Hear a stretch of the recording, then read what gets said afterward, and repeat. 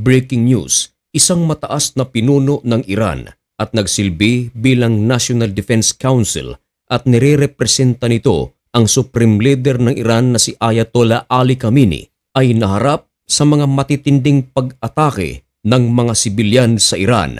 Ano nga ba ang kanyang ginawa? Sino ang taong ito? At anong klaseng pag-atake ang ginawa ng mga Iranian laban sa isang mataas na pinuno ng kanilang bansa? Yan ang ating pag-uusapan sa videong ito. Pero bago ang lahat ay huwag kalimutang mag-subscribe. Samahan na rin ng like ang videong ito at i-click ang notification bell. Napakalaking tulong yan para sa aming mga content creators.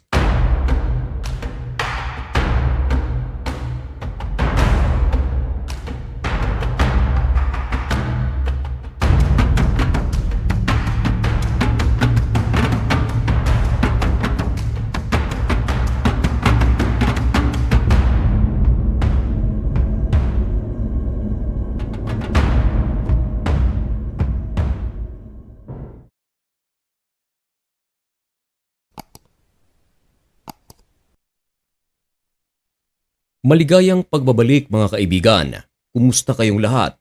Ngayon ay October 23, 2025 at nagbabaga at napakabagong balita ang ating ihahatid sa inyo. Iwanan muna natin ang balita sa pagitan ng Israel at ng Hamas.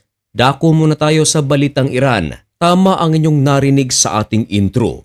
Isang mataas na pinuno ng Iran nahaharap ngayon sa isang matinding pag-atake at ang pag-ataking ito ay nagmula mismo sa mga Iranians. Kilalanin muna natin ang taong ito. Ang larawan na inyong nakikita ay si Rear Admiral Ali Shahmani. Siya ay pinagkakatiwalaan ng Supreme Leader ng Iran na si Ayatollah Ali Khamenei.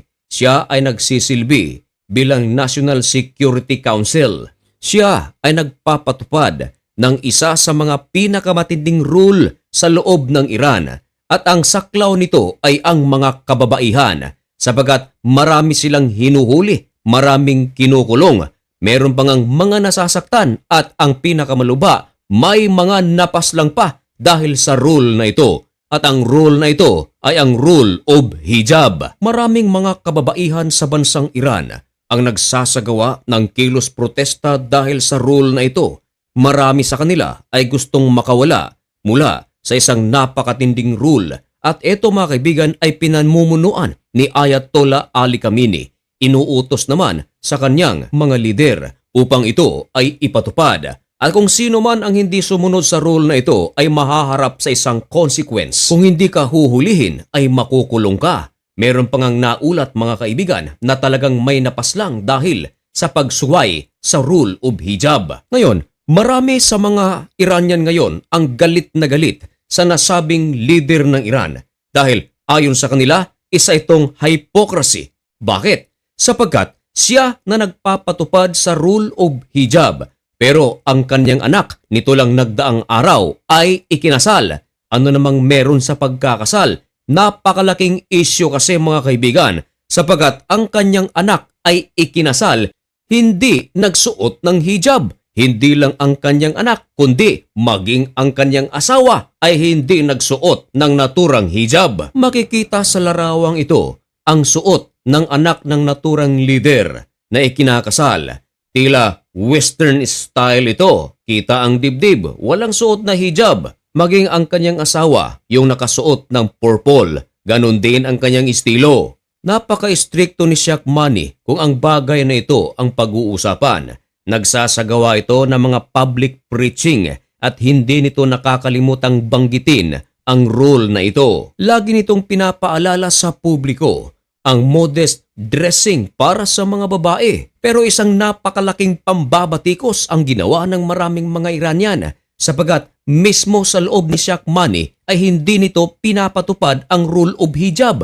Ano nga ba ang katotohanan dito? Siguro merong mga Muslim na nanonood ng videong ito. Ano ba ang inyong masasabi tungkol sa hijab? Ito kasing si Shahmani, istrikto nitong pinatutupad ang hijab sa labas ng kanyang bahay. Ibig sabihin, sa lahat ng mga kababaihan sa buong Iran. Pero sa loob ng kanyang tahanan ay hindi ito pinatutupad. At bilang patunay, eto nga mga kaibigan, kumalat ang video at pictures na kung saan ikinasal ang kanyang anak hindi nagsuot ng hijab. Matatawag kaya ito na hypocrisy? Hindi ba't ang ibig sabihin nito na kung ano ang rule na inyong ipinatutupad sa lahat ng kababaihan sa buong Iran ay dapat sumunod din nito ang kanyang pamilya? Dahil ang utos maliban kay Ayatollah Khamenei ay nagmumula sa kanya. Kaya ayon sa maraming mga Iranian, ito ay isang napakalaking hypocrisy. Mismong si Shahmani ang naghatid sa kanyang anak,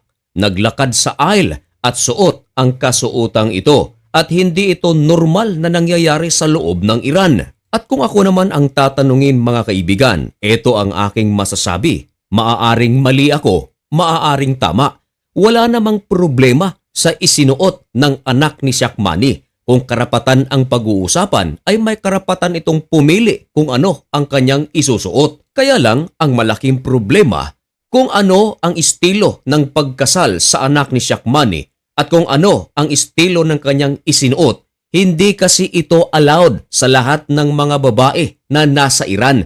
Doon nagkaroon ng isang napakalaking problema at gusto rin ng maraming mga kababaihan sa Iran na maranasan ang ganitong estilong pagkakasal. Maliban sa pangyayaring ito, marami rin sa mga kababaihan sa Iran na gusto nilang magkaroon ng kalayaan mula sa hijab rule. Gusto nilang matanggal ang rule na ito. Meron din namang ibang mga babae na gusto rin ang hijab rule. Balikan muna natin ang nangyari noong 2022. Marahil ay hindi mo pa ito narinig o marahil ay narinig mo na. Ang pangalan ng babae sa larawan na iyong nakikita ay si Mahsa Amini. Matindi ang naranasan nito. Nasawi ito mga kaibigan habang siya ay nasa kustodiya ng pulis. At ang kaniyang kaso mga kaibigan, nagsuot nga ito ng hijab. Hindi naman ito isinuot ng maayos. Kaya ito hinuli at ipinasok sa kulungan. At oras lamang ang nakalipas, nasawi ito. Of course, hindi aaminin ng kapulisan ng Iran na sila ang may kagagawan sa pagkasawi ng babaeng ito. Pero ang kanyang pamilya sinasabi na ang mga kapulisan ay pinagpapalo ang babaeng ito hanggang sa mawalan ng buhay. At kung kayo naman ang tatanungin mga kaibigan, ano ang inyong komento o opinyon tungkol sa isyong ito? At kung ikaw ay Muslim o Kristiyano, wala po tayong intensyon na manakit. Wala po tayong intensyon na manira.